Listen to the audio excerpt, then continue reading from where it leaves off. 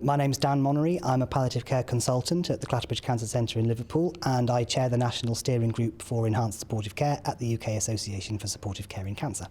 I've set up an enhanced supportive care service at Clatterbridge, which is a model of trying to get access to patients or provide access to patients from as early as possible from diagnosis of a treatable but not curable cancer.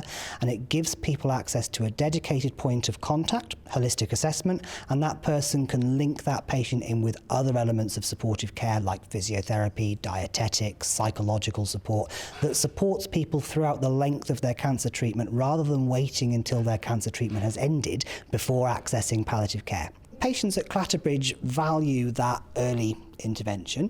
I think people value the fact that they don't have to have a certain threshold of complexity of need as determined by us before they're allowed to come and see somebody. I think breaking down that barrier and saying, actually, if you want to come and have a conversation with us and tell us what your needs are and we'll do our best to facilitate that, actually having that open door really works for people.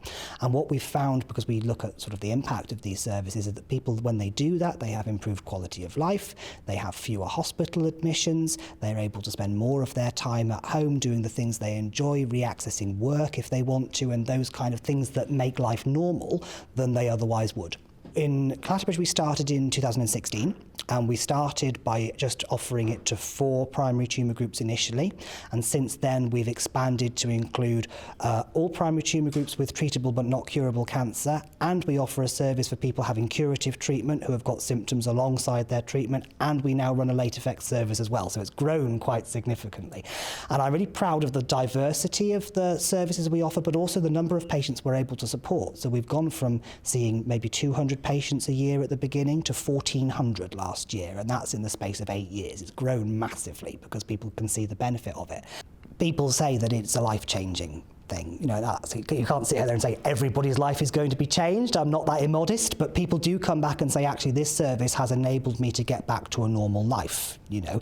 And it's normality that people often strive for when they're going through cancer treatment. We shouldn't underestimate the comfort and importance of maintaining normality. So the fact that people can do that and continue to live life like normal, even though they're having treatment for cancer, is probably one of the most important outcomes that I see.